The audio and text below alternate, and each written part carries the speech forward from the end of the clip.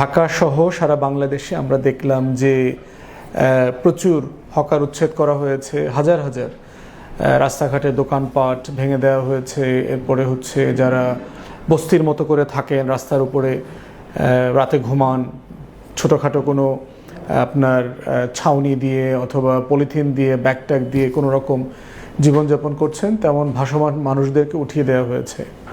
একটা রাষ্ট্রে অনেক যৌক্তিক ন্যায্য কাজও অনেক সময় মানবিকতা বিবেচনা করে ভিন্নভাবে করতে হয়, ভিন্নভাবে চিন্তা করতে হয়। এই কাজগুলো করা অর্থনৈতিকভাবে আমাদের জন্য ভালো হচ্ছে কিনা, এই দুইটা প্রশ্নের উত্তর দেয়া ছাড়া এরকম একটা কাজকে সিম্পলি আইনগতভাবে সিদ্ধ কাজ অথবা দেখতে সুন্দর লাগে রাস্তাঘাটে, সেটা বিবেচনা করাটা ঠিক হবে না। এবং একটা জিনিস মাথায় রাখতে হবে যে এই ধরনের উচ্ছেদ কিন্তু আমাদের জীবনে সোনার বাংলায় আমরা বহুবার দেখেছি।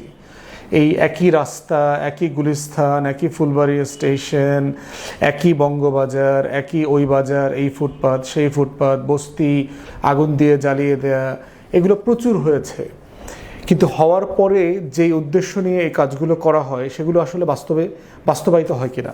বস্তি অথবা রাস্তার হকারদেরকে উচ্ছেদ করলেই আমরা যেটা চাচ্ছি, যেরকম একটা সুন্দর পরিপাটি ঢাকা চাচ্ছি, সেই ঢাকাটা কি হবে আসলে প্র্যাকটিক্যালি পসিবল? মানুষ কেন বস্তিতে আসছে, বস্তিতে থাকতেছে, কেন মানুষ একটা হকার ব্যবসা করছে রাস্তায়, যার কোনো লাইসেন্স নাই, ট্যাক্স দেয় না সরকারকে, কোনো রেগুলারাইজেশনের মধ্যে নাই, সিটি কর্পোরেশনের নিয়ন্ত্রণের মধ্যে নাই। এই মানুষগুলো খুবই সাধারণ নিম্নবিত্ত গরিব টানাপোড়েন মানুষগুলো, এবং তাদের এই ব্যবসার সাথে কিন্তু শুধু তাদের এই ছোট্ট দোকানটা জড়িত না, তার নিজের ৫-৭-১০ জন পরিবারের সদস্য আছে, গ্রামে থাকে, তাদের সংসার দেখাশোনা করতে হয়, তাদের ছেলে মেয়েদের লেখাপড়া আছে। এরপরে হচ্ছে এর ভিতরে কিন্তু আপনার বিজনেস চেইন আছে। সে যে কাপড়টা আনতেছে, যে জুতাটা কিনে আনতেছে, এই জুতাটা কিনে আনার তো সাপ্লাইয়ার আছে, কোনো না কোনো দোকানে তো এই জুতাটা তৈরি হয়েছে, কোনো না কোনো কাপড়ের দোকানে তো কাপড়ের গার্মেন্টসে তো এই কাপড়টা তৈরি হয়েছে, কোনো না কোনো ট্রলিতে করে অথবা পিক আপে করে, গাড়িতে করে তো এটা প্রোডাকশন সেন্টার থেকে এনে এই ফুটপাতে দেওয়া হয়েছে। অথবা এটা তো একটা বিশাল ব্যাকএন্ডে চেইন আছে এই ব্যবসাটার। তাহলে আপনি শুধু সারা দেশ ঢাকাতে ৪-৫ লাখ অথবা সারা দেশে ১৫-২০ লক্ষ যদি হকার থাকে, ভাসমান ব্যবসায়ী থাকে, তাদের সাথে কিন্তু আপনার লক্ষ লক্ষ আরও ২০-৫০-১ কোটি মানুষ হয়তো এই ফুড চেইনের সাথে জড়িত, এই বিজনেস সাইকেলের সাথে জড়িত। এবং এই পুরো ইকোনমিটা কিন্তু দেশের ইকোনমি, এই টাকাটা কিন্তু বিদেশ যাচ্ছে না। আমাদের অর্থনীতির প্রায় 85%-6% হচ্ছে ফর্মাল ইকোনমি না।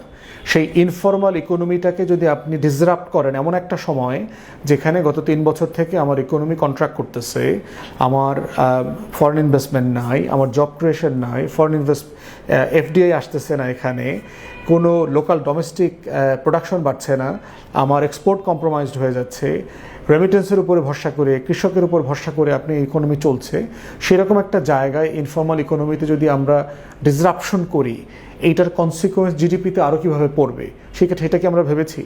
ফর্মাল ইকোনমি কিন্তু ইন্টারাপশন হচ্ছে জ্বালানির কারণে, তেলের কারণে, যুদ্ধের কারণে। ৪টার পরে, ৫টার পরে, ৬টার পরে আপনি মার্কেট খুলতে দিচ্ছেন না, বিপণী বিধান বন্ধ থাকবে, এইটা সেটা বন্ধ থাকবে। অফিস আওয়ার, আপনার যারা সেলফ এমপ্লয়, ধরেন লয়ারদের চেম্বার ৬টার সময় ৭টার সময় লাইট বন্ধ করে দিচ্ছে। চেম্বারের কাজই শুরুই হয় মাগরিবের পরে, রাত ১২টা ১টা ২টা পর্যন্ত। তাহলে ট্যাক্স পেয়াররা ট্যাক্স দিবে কীভাবে? আমরা যারা খুব সামান্য ক্ষুদ্র ট্যাক্স পেয়ার আছি, আমরা তো সন্ধ্যার পরে রুটি করে চেম্বার থেকে ইনকাম করতে হয়। তাহলে এরপরে এই যে ক্ষুদ্র ট্যাক্স পেয়ার আছে, তাদের ইনকাম ডিসরাপশন হচ্ছে জ্বালানি সংকটের কারণে, সরকারের পলিসির কারণে। তাহলে সব মিলিয়ে অর্থনীতির যে জায়গাটাতে আমরা দাঁড়িয়ে আছি, এখানে আমরা কি আসলে নতুন করে আরও কত লক্ষ বেকার তৈরি করছি কিনা? এবং এই মানুষগুলো কি করবে? যাকে আপনি সাডেনলি উঠায় দিয়ে বেকার করে ফেললেন, সে তো আসলে কোনো একটা অবৈধ পথে যদি চলে যায়, চুরি, ছিনতাই, ডাকাতি, চাঁদাবাজি, এগুলো তো চলে যাবে তো। কারণ তার রুজিতে তো আঘাত পড়েছে। পেট কোনো আইন মানে না, পেটের ক্ষুধা, কোনো সততা, নিষ্ঠা, আইন, এগুলো কোনো কিছু মানতে চায় না। ক্ষুধা প্রচণ্ড ব্যাধি, এটা প্রচণ্ড তাড়না আর কি, যেটা আপনাকে কোনো আইনের ফ্রেম এসে পড়ে থাকতে পারে না। তো এই জন্য হচ্ছে যে সরকারকে সিরিয়াসলি পুনর্বাসন প্ল্যান করা দরকার।